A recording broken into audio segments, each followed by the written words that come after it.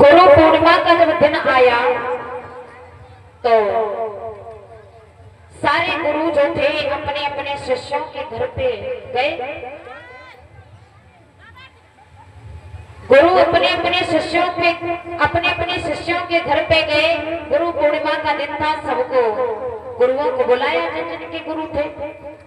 तो भैया ने भी विचार किया गुरु पूर्णिमा का दिन है और हम भी अपने गुरु को बुलाते हैं अपने घर पे।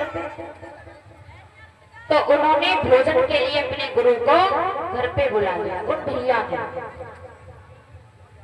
घर पे बुला लिया, सुंदर सा आसन डाल दिया और गुरु जी को बैठा लिया।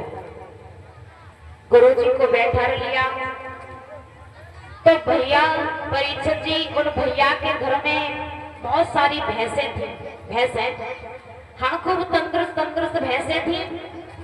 तो गुरुजी आए और बैठ गए आसन लगा करके। आसन लगा करके बैठ गए। उन्होंने देखा उन भैया के नजर की, घर में देखा कि भैंस तो बहुत तंदुरुस्त है, बहुत सारी भैंसें हैं। तो परीक्षित जी, उन गुरु का मन उन भैंसों पे आ गया। हाँ, उन भैंसों पे मन आ गया कि हमारे शिष्य के तो घर में बहुत सारी भैंसें हैं, देखो कितनी तंदुरुस्त है, क्यों ना अपने शिष्य से एक दो भैंस ले ली जाए। तो भैया अब गुरुजी के मन में लालच आ गया। कहाँ? भैंसों के ऊपर अब लालच आ गया। गुरुजी बैठे, भैया भोजन परस के लाए, कहा गुरुजी खाओ। अब गुरुजी बोले, बेटा हाँ, हम भोजन नहीं करेंगे। क्यों? भोजन क्यों नहीं करोगे? जवाब दिया, भोजन इसीलिए नहीं करेंगे कि तुम्हारे घर में शनिचर है। शनिचर है, हाँ, और जब तक ये शनिचर हम उतार नहीं देते तब तक भोजन नहीं करेंगे। अब भैया गुरुजी की जब बात सुनी तो भैया ने कहा, गुरुजी अब हमारे घर में शनिचर है तब वो उतरेगा कैसे? कोई उपाय होगा ना उसको। जवाब दिया गुरुजी ने, हाँ बिल्कुल उपाय है। क्या उपाय है? तो जवाब दिया उन भैया से, गुरुजी ने अपने शिष्य से, बेटा उपाय है। क्या है? कि अगर तुम कोई काली चीज हमें दान में दे दो। हाँ, उनकी नजर भैंसों के ऊपर थी। तो भाई कह रहे, देखो बेटा, अगर कोई काली चीज हमें दे दो तो तुम्हारे घर का शनिचर उतर जाएगा, हम भोजन कर लेंगे। अबे भैया भी बड़े चालू रहे, ऐसे नहीं, गुरु चालू थे, शिष्य भी चालू। तो कारी चीज कहाँ? उन्होंने दिमाग लगाया, क्या करें, कारी चीज कहाँ से लाएं? पत्नी के पास में गए, जवाब दिया, ऐसे ऐसे बात है, गुरुजी भोजन नहीं कर रहे हैं, कह रहे हैं तुम्हारे घर में शनिचर है, जब तक उतार नहीं देते तब तक भोजन नहीं करेंगे। अच्छा हाँ, उपाय है ना? कोई कारी चीज मांग रहे हैं। पत्नी ने कहा, कारी चीज मांग रहे हैं? चूल्हे पे भोजन बनाई रही थी, कोयले थे, उसमें खारे भर दिया उन्होंने। जवाब दिया, कारी चीज है, ले जाओ, गुरुजी से कहना है उतार दे शनिचर। कोयले भरे चूल्हे में से और लेके गुरुजी के पास पहुंचे। जवाब दिया, गुरुजी ये लो कारी चीज, उतारो शनिचर।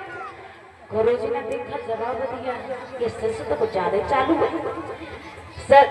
भैया से जवाब दिया गुरुजी ने, देखो बेटा, ये चीज से काम नहीं चलेगा, ऐसे शनिचर नहीं उतरेगा। फिर तो गुरुजी बोले, कैसे उतरेगा? सुनो, ये कारी चीज नहीं चलेगी। कौन सी चलेगी? कारी हो, चार पैर वाली हो और दूध वाली हो। वो सारा इशारा उस भैंस की तरफ कर रहे हैं कि कारी हो, चार पैर वाली हो, दूध वाली हो। भैया ने एकदम से दिमाग लगाया कि हमें लगता है गुरुजी की नीयत खराब हो गई है हमारी भैंसों के ऊपर। भैया, अब भैया ने समझ लिया कि गुरुजी की नीयत हमारी भैंसों के ऊपर खराब हो गई है, भैंस मांग रहे हैं। और ऐसे कोई परीक्षा जी भैंस दे दी है? हाँ, 1-1 लाख की बिचती है। अब भैया, वो भी भैया बड़े चालू रहे। अच्छा, कारी चीज चाहिए, कारी हो, चार पैर वाली हो, दूध देने वाली हो। हाँ, तो चिंता मत करो गुरुजी, अबे बैठे रहो तुम भैया।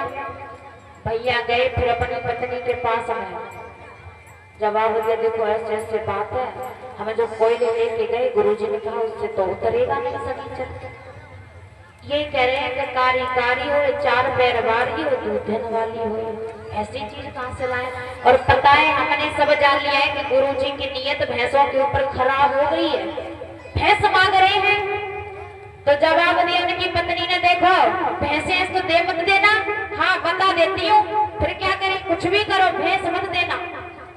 अब भैया अपने घर के पीछे गए, दरवाजा खोला तो वहीं पर कुतिया बैठी रहे, कारी कुतिया बैठी रहे अपने बच्चों के साथ में। भैया ने वो कुतिया उठाई, उसके पिल्ले बच्चे उठाए और ला करके गुरुजी के पास में रख दिए। जवाब दिया, गुरुजी हाँ आपने जैसा कहा था ना, हम वैसा ही काम करके लाए हैं। देखो कारी कारी है, चार पैर वाली है और दूध देने वाली है, संग में अम्मन वाली है, संग में बच्चन वाली है। ये लो जल्दी से सनी से उतार दो। जैसे ही गुरुजी ने देखा, गुरुजी कान लग रही है तो हमसे चार पैर और लग रहा है। गुरुजी ने उठाया अपना झोरा झंडा, रोज प्रभु चक्कर हो गए, कहने लगे बेटा हमें नहीं उतरना तुम्हारे घर का सनी। इसीलिए अगर गुरु करो तो बड़े सोच समझ के करने चाहिए है।